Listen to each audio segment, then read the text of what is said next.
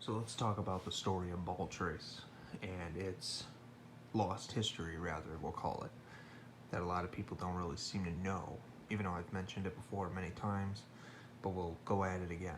So, if you're familiar with Gen 1 Pokemon, you know that Moltres is found in Victory Road. And it's kind of strange because, Zapdos and Articuno have their own dungeons, sort of. So why does Moltres seem to only be like on your way to the Victory Road instead of its own dungeon? Because it's weird because if you think about it, when Gen 3 was finally introduced, in the final versions of course, we found out that Moltres eventually got its own island, but it was no longer at the Victory Road. But why was that though? Why was it that a lot of other stuff still stayed the same, but Moltres all of a sudden was boop, changed and everything else was there? Heck, even Mewtwo had his own dungeon, you know? But here's where it gets strange though. It wasn't always like that. You see, I mentioned before this, but it's true. See, when Gen 1 came out, one of the many things that they actually scrapped was that Moltres originally had its own dungeon. And this is where Mewtwo originally was. And you didn't have to beat the Elite Four in order to get there. Kind of makes sense. Mewtwo, instead of being in the Cerulean City gym, or the Cerulean Cave, rather, outside of Cerulean City, you could go, basically it was moved to the Silphco. And this actually the story played a little bit more of a harder role rather than just Mewtwo taking cover somewhere where nobody would find it right away, at least. But with the guard guarding it at the end, it seems like, people knew what was there, you know? So, what was at the bottom of it wasn't just strong Pokemon, there was probably a reason for it too. And it's weird because as far as the prototype data goes, and as far as the remakes go, it seems like some of the puzzles stayed the same. Some of the rooms might have been detailed a little bit differently, but it seems like some of the rooms were the same in some aspects. So Moltres was moved from the...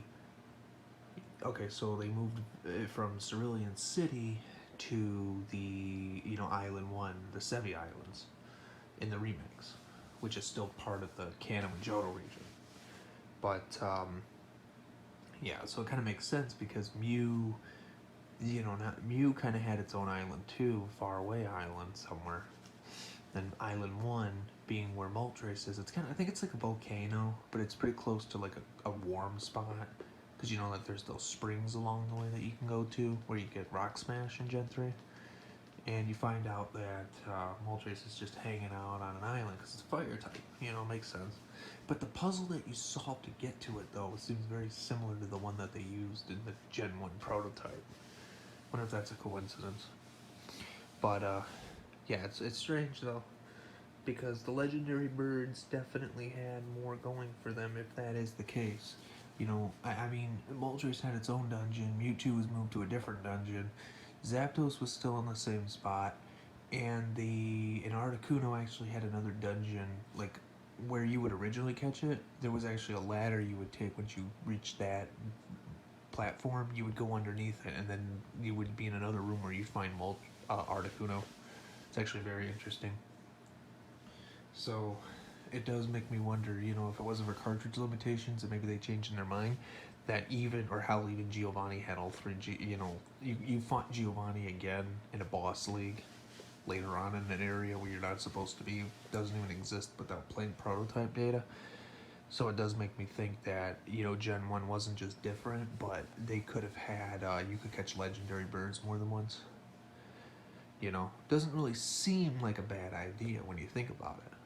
Maybe this was right around the time when they still thought Arcanine was a legendary Pokemon because you can catch Arcanine more than once, and Arcanine definitely shows up when it does. So that's pretty interesting in that sense. So it's interesting to think, how a legendary Pokemon could be that much of an influence on the main stories of the games and their guardians and atmosphere and mythology, so much more. It seems like the more we learn about the Pokemon series, that's the details that they lie. It's like the story itself that really changes quite a lot. All the biology of all these Pokemon, that their myths and gods and all that really seem to show like how much the story changes as time goes on. So if that's really, if anything, you know, we're still trying to figure out, still trying to figure out some of this prototype map stuff. Still looking into it, but it seems very interesting when you really think all the things we don't know, and then maybe they're just really obvious right in front of us too. So that's kind of interesting to think about. But again, if you're not subscribed to this channel, subscribe already, and I'll make more videos if I find anything else. If anybody has any requests, let me know.